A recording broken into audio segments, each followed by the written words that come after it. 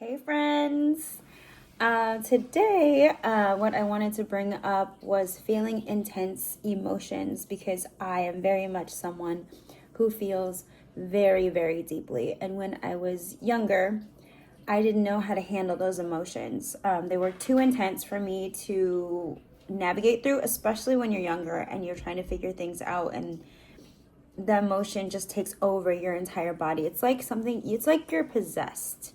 That's the only way that I can describe those intense emotions. Um, Especially the negative ones where you're really, really angry or you're really, really sad. It would be on the higher, like extreme levels, right? So I have a friend who also her whole life has felt this way. We are the empaths of the world. We feel very deeply for not only ourselves, but also for others. So my friend was like in a very, very like angry state where she's like, I don't know how to, like, she was saying things that she wanted to do that were destructive, right? And when I was younger, just not share too much, but I would act on those destructive behaviors. Uh, I'm very much healed now and I don't do that anymore, and I know how to navigate through those feelings. And now I am here to tell you how I did it. And remember, everyone is different and it does take practice. If you get into an enraged state and you're like, remember what I taught you after the fact, it's okay. It's okay because it will come up again. It is a lesson that you need to learn in life. So when I'm feeling an emotion that just takes over my body, number one, I notice it. Before, I wouldn't even notice. There'd be no time to notice it. I'd automatically go and turn into like this demon thing. It was crazy. But now I start to feel it creep in.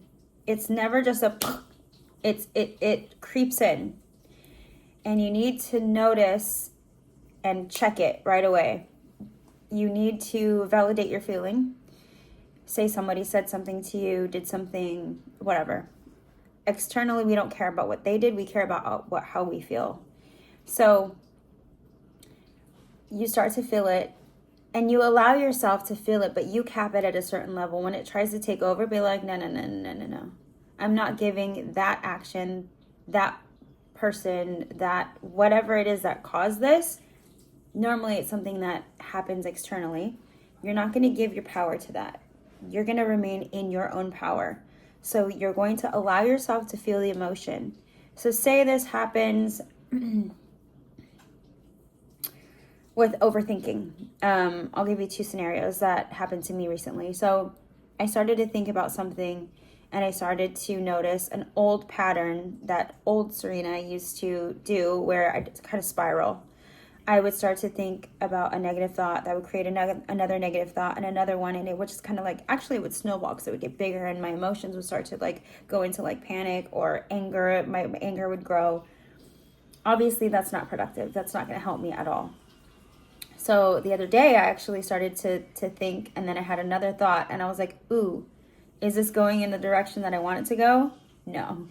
So I stopped and I distracted myself with something else. And then I allowed myself to go back to that thought and then feel the feeling that was associated with that thought without spiraling into other thoughts. So I allowed myself to be upset. I was sad and mad at the same time. But then I was like, okay, it is what it is. Like, what am I going to do? Ruminate in this feeling? Like, that doesn't feel good. I didn't enjoy that when it would happen before. So I allowed myself to feel it. And then I was like, okay, I don't have to figure it out right now, but it is what it is. Acceptance. Okay, there we go. There was another one that happened in a public setting where someone else said something, and I was very proud of my reaction because I didn't have a reaction. I don't give reactions. Somebody tried to get a reaction out of me. They said something to me, which, again, if you watch my other videos, I know this woman was, either intimidated or whatever, but she tried to say something, and I was like, excuse me, what? Because I wanted her to say it again. Sometimes that's the trick. They get nervous and then they don't want to say it, but this lady had the nerve to say it again. I was like, oh, no. And then I just like smiled and was like, no. Like inside I was like, you silly little goose. Like, you know, you have to make it like not serious. Like, oh, you're so cute.